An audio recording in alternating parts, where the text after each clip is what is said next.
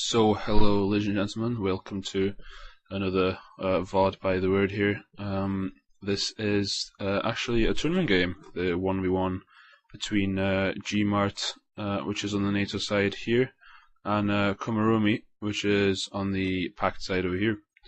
This is the one of the final games, and this is Summer Nights, I think, the map, symmetrical map, and a lot of infantry actually being used for the first time. I think not much infantry being used at all in most of the games I've seen so far, 1v1 wise anyway. A leopard 2, some leopard 1s though, but one artillery piece in the back there. But lots of artillery being used by Gmart. Infantry I mean, sorry. Same actually here, lots of infantry being used by Komaromi. Quite a lot of anti-tank teams as well. BTRZ Halos, I'm a big fan of those. Oh, by the way, people have been, I think some people got annoyed that I called Marder VTS terrible. Like the way I just generally describe things and just talk in general, I will probably call everything in the game terrible at one point or another, so don't get particularly offended if I call your favorite unit terrible. I'll probably call TTUs terrible at one stage or another because they're pretty bad. Only joking. But yeah. Anyway, we have basically Komaromi just completely focusing on one side here. He's picked up golf with his command there, leaving some units to guard it, whilst moving in really on this this side with all of his units. A lot of infantry and BTRZ Halos there. But also, people ask me to zoom in more, so this is it. You get to see units being destroyed in high quality here. Oh, I'm also trying to do something about the sound. This is also I'm recording this in Audacity, and whilst recording with no sound, so this might be slightly offset in the way that things happen, whilst not really in sync. But that's because I'm trying to fix all the static and all the echo and all the sound coming out of one ear kind of thing, because that was kind of annoying, like even for everybody, for me and everybody. It was bad. As some Strelki get cut down by Fusiliers and Ferns. I can't say that, man. They should change these unit names. I'll call that Bob. That unit is now Bob. Okay, that very good anti-infantry unit from Germany. It's called Bob. So Gmart's managed to sneak over some Fusiliers and a Zippo over to this side here. Getting units over there is pretty good. Like, I like getting units over there, but they tend to just get completely decimated because you always have to, like, even though there's a bridge there, nobody really puts units close to this river. It's kind of just if you have units in this forest here, it's kind of taken automatically that you can't really put units here because they get 80 gems or shot over there. So, and of course, having units in that bush means that you can't move units over here. So it's pretty hard to have units on this side of the river covering units in this bush if you put any there. So we now have an AMX off, which is the French artillery piece of just one of the best ones possible, really. It's a really good artillery piece in general, I think. Although I don't use it at all because it's terrible. Okay. I'd rather use the ones with higher HE rating because artillery most of the time doesn't hit, so when it does hit, you want it to do damage, so I kind of take damage over accuracy, because artillery accuracy is normally very terrible. Like, if you're here and you have 10 accuracy, then you're going to be shelling like that small area, but you're only going to be hitting that tank. If you have 7 HE, but you're shooting at this entire area, you might not hit what you want to hit, but if you do actually hit something, it's going to really, really hurt it. I just played a 1v1 on this map, and I can say that you do get a lot of points. If you cap Golf and Bravo, you get a lot of points. So Komaromi is busy trying to use that attack to his advantage, trying to get a lot of reinforcements in to try and beat this little forces in this forest here. Of course, this Zippo is having a great time barbecuing this flame tank. As you can see, those flames just destroying this tank. A lot of people actually get annoyed that flames stun and actually destroy tanks. Saying like, tanks are they've got NBC systems, haven't they? That means that tanks are pressurized, which means that flames actually wouldn't get in anyway. But I don't know. I just find it a lot of fun to barbecue Abrams and things of that nature. So I kind of like it, even though people might not really like it, or it might not be realistic. I don't know. If you probably flame tanked an Abrams for like a couple of minutes, pretty sure the engine would stall and like that means that the air conditioning system probably wouldn't work, and stuff would probably the people inside it would probably die at some stage if it was engulfed in fire.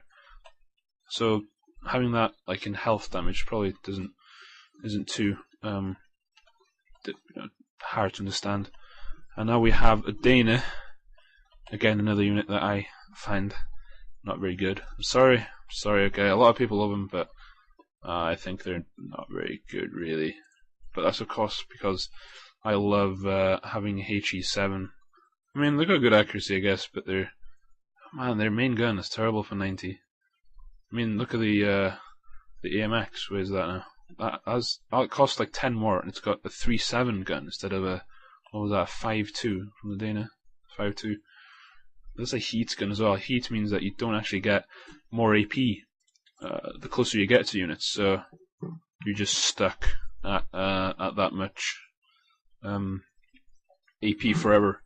It's kind of why the cheap Soviet vehicles are particularly terrible. The SU-122 or 155 something, the one that has like a 4.24 gun or something like that, and a machine gun, like 2 armor. It's got HE rounds, so like it's stuck at 2 AP like the entire game. It can't actually damage heavy tanks most of the time, because most of the heavy tanks have 2 armor on the back and on up top, and side armor is like 5 and front armor is like 10. So it actually can't hurt heavy tanks ever, no matter how hard you try, how hard you put it right. You could put it right next to a Challenger, and the Challenger will simply shoot at other more important things, and then eventually, after it's murdered your entire army, will then murder your support vehicles that can't do anything about it. The vehicle, it costs like 15. It's got a good like HE. It's got a 4 HE rating, but that in itself is not worthy. Doesn't justify it really. Ooh, these cavalry tank prototypes. A friend of mine particularly loves those. Completely indifferent to them. Don't care about them either way. I mean, they've got good accuracy and decent AP power. But I think they got a good stabilizer or something like that. Normal stabilizer, pretty good speed. So, so they're pretty good at running around, killing things in the back, which is always fun to do with accurate units. Running them around the flank of units and getting some juicy rear side armor shots, things like that. Anyway, let's have a look at more of the general map, what's going on right now. So we have Komaromi's kind of taken over this entire side now, and is trying to kill one of the VTSs with transport helicopters. Yeah, one of the VTS. I mean, they don't have machine guns. They're terrible units. Blah. Anyway, recon choppers. Oh, recon choppers are pretty squishy though. There's lots of Spartans there, which don't have infantry. They probably dropped off their infantry somewhere. Probably those Fusiliers in there. Might get a cheeky recon chopper kill here if you can move those Spartans up quickly enough. Oh, that was a critical, but not a very good critical. I think you can actually get a critical where you can shoot the tail rotor off, which actually makes the helicopter die. I'm not sure though about that. But that could be a critical that you get right at the end though. There you have the AMX off, doing good things. Killing a supply truck there. As the shell explodes that fuel and repair tools and ammo it was carrying. But here we have really a difference of style play here. We have what is more of a kind of expensive NATO army. You know, those friends, those Bob infantry.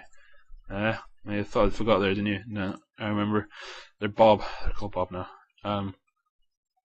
Yeah, Bob infantry are pretty expensive, and that amount of stuff to protect command armor, not really worth it. You might as well just have like one recon chopper and like a VAB that can move really quickly with some, you know, anti-air and stuff so that you can get weaseled. That'd probably be better than having infantry carriers just in the middle of nowhere and just very little infantry stuff guarding it. And I mean, the Zippo's good. There's no anti-air actually around here at all, is he? I mean, if some choppers showed up, he'd be in a dire situation. But here we have actually an attack going in. There's quite a lot of infantry units there. Some BTRZ Halos, some T-55s. Oh, those are the upgraded T-55s. They cost 30, right? And they've actually got 7 accuracy and 5 AP. So they're actually really good at killing infantry. And infantry carriers. You know, squishy stuff. They're really good at killing squishy stuff. Not really good at killing heavy tanks though, so they're pretty bad at that. But I mean, they're good at providing fire support. I mean, look at those Fusiliers. They probably would have killed the Motorstrelki outright, but since they're getting fire support, they might not be able to do it. Or they might just kill the Motorstrelki anyway, because Motorstrelkis are bad units. There you go, totally terrible. All the time there's a simultaneous attack going on over here. Let's zoom out and kind of try and get all this, or maybe pan this way, so we can see things getting toasted whilst things attack up north there. Sorry, like if this is bad quality on YouTube, but there's things going on everywhere. Hope you don't mind me just running from one side to another. Some ATGM infantry vetted to level 3, I think that is. Level 4, not level 4. Is it? Let's say level 4. Trying to kill some, there's a T-80 in there, and some BMPs. Of course, ATGM infantry not really that terribly survivable post-patch, given the range increase of heavy tanks, but they're still useful in houses generally. Not really as much in forests these days, but they're still not bad. Oh, there's actually vetted leopards. I don't know why you'd get vet on them.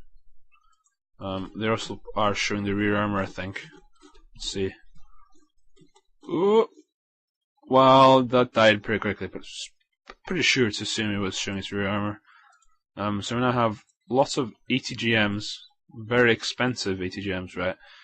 Firing against things that are pretty cheap in nature, which is why you shouldn't really have too many expensive ATGMs. I mean, they're just really, really bad at killing cheap stuff.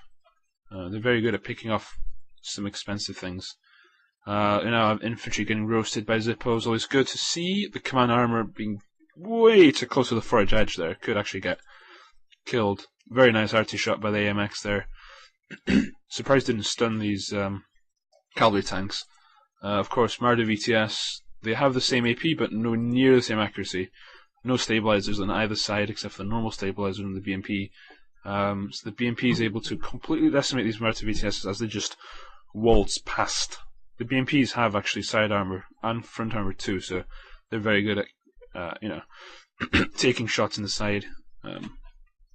That Leopard 2, slowly trying to rack up kills, hasn't taken any damage yet. Nothing really interested in trying to kill it.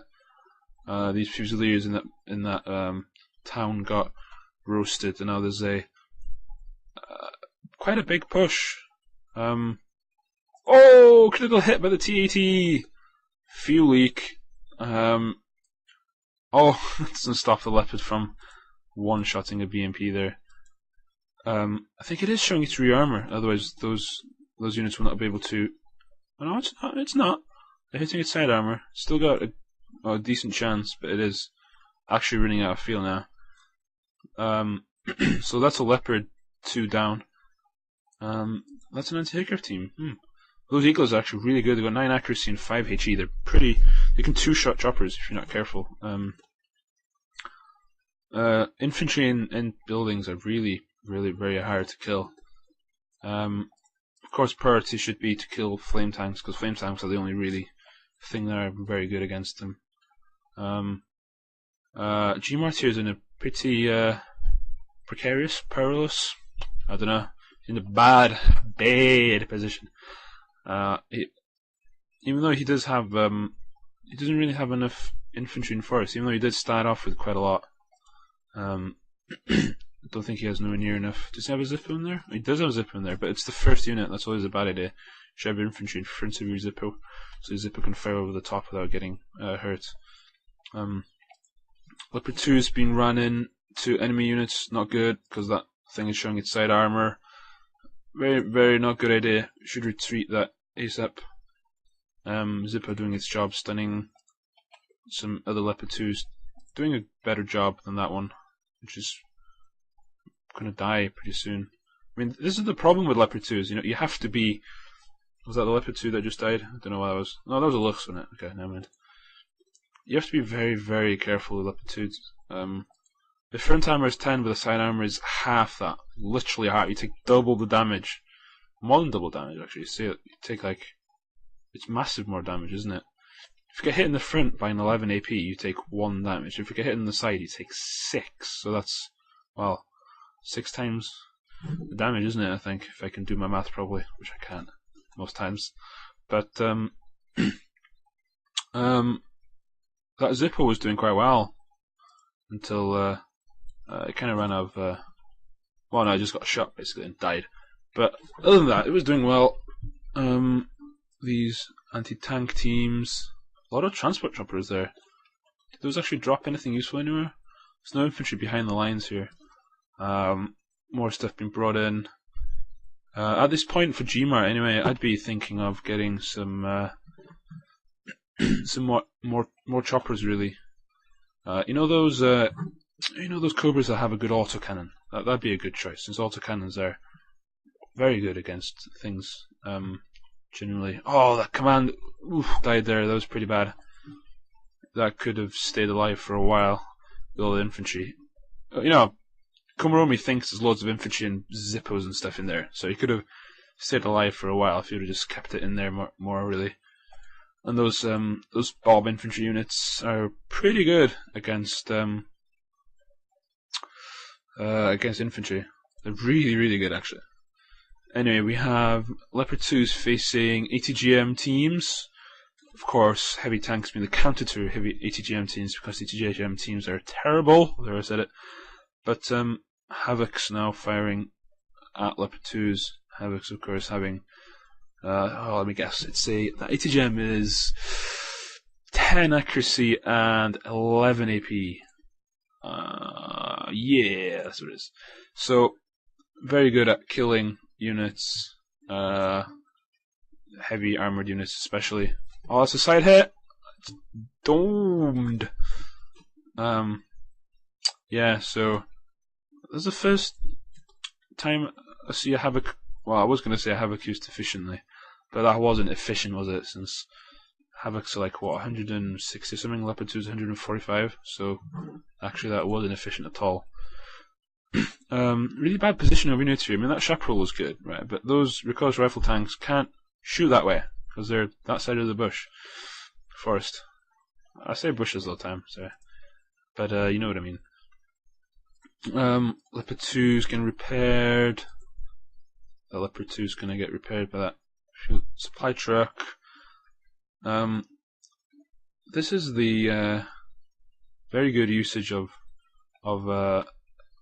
infantry to kind of overwhelm a more expensive force here. Komaromi doing a good job of having lots of stuff everywhere, and kind of, you know, having one axis of attack. Gmart still with stuff thinning here. while Komaromi is just there's a lot of stuff. I mean, let's see what Gmart's vision is. Oh, you can see quite a lot actually, but still not able to really hold it back. Komaromi, see, not be able to see anything really. Oh, but killing a lot of stuff it seems. Anyway, getting a lot of kills, and I think that was the Gazelle. So now Gmart will not be able to see anything. Yeah, that's true. So, the game points-wise, Komaromi beating Gmart. You would say that the other way around, wouldn't it?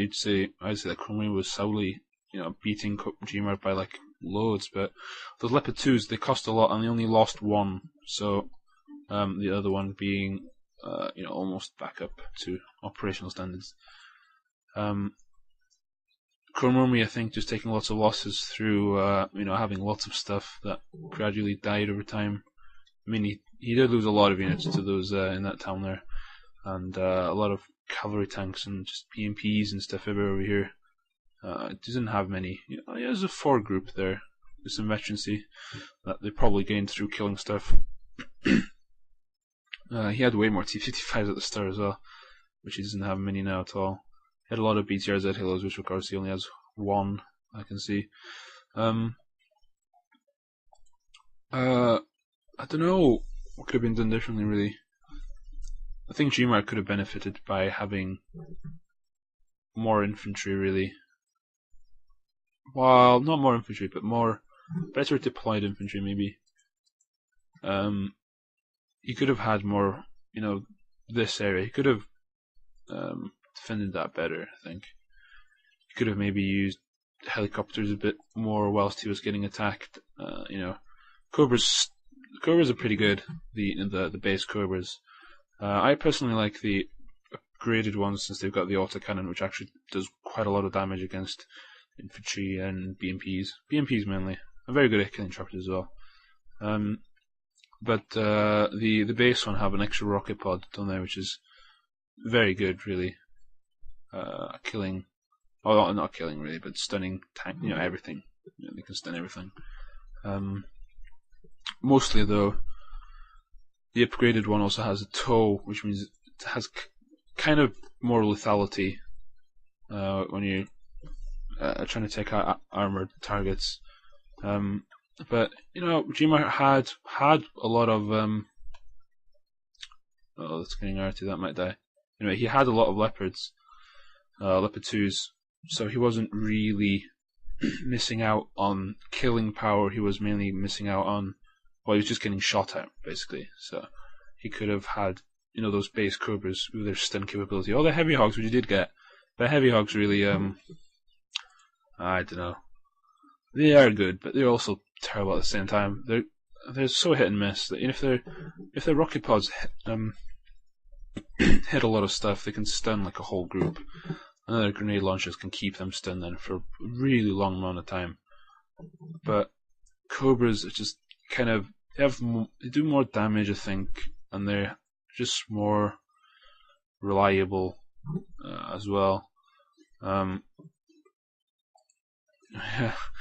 those transport choppers. I really didn't get a chance to do anything this game, the transport choppers. If you're doing airdrop with infantry, a normal, you can splash out like 20 war points or something to get a transport chopper that actually comes with weapons on it. Normally not worth it at all. Sometimes, completely worth it.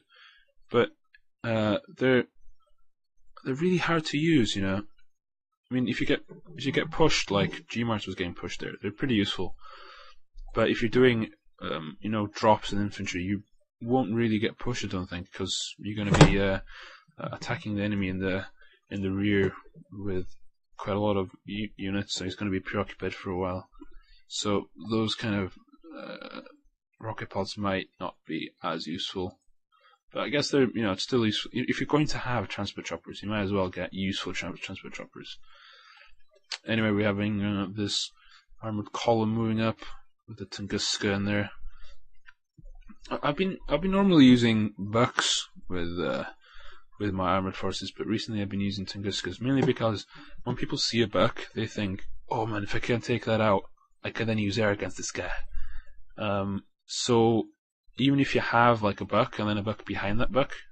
Oh wait, that it ended. Anyway, let me finish about talking about the bucks. So if I had that buck behind the buck, then they kill the buck, and then they send all the air in like Apaches and everything, and then the Apache dies. But anyway, back to this game. That was a pretty good game, I think. I kind of talked a lot about things that weren't in the game, so sorry about that. If you can still see this game. This is on the. I'll put a link in the description where you can actually download the replay if you want it. You can download any of the replays actually from the tournament. They're all uploaded to the challenge page. It's the little green paper clip next to the bracket. You can just download the replay, put it in your replay folder, which is like under your username, and then it's under like saved games, and then Eugene. I think that's the folder you put the replays into. Look at them. Then also thank you for everybody that turned up for the tournament. It was a very good tournament. A lot of good games get out of it. I mean, like this game was actually a pretty decent game, timed game as well. Not first to a set number of points. Also, as this was a tournament game, even though it did technically turn out as a draw, Komaromi did have more points, and this is absolute numbers count here. So if Komaromi was ahead by 1 point when it ended, he wins. So he did win this game, and this is the first of the best of 3. So there's Komaromi did win, so next game he does win as well. So sorry to spoil the surprise if you guys were looking at that, but anyway, hope you enjoyed this, and I will. Some people have made requests and stuff, and I will try to get to those replays quickly. But since this tournament games got uploaded recently, I kind of have to make these first, but I will try hardest to get around to people's requests and keep requesting as well, since there's not, after these bunch of replays from this tournament, there's a very distinct lack of replays to cast. So interested in 1v1s, 2v2s, anything like that, and so hope you enjoyed, and we'll see you around.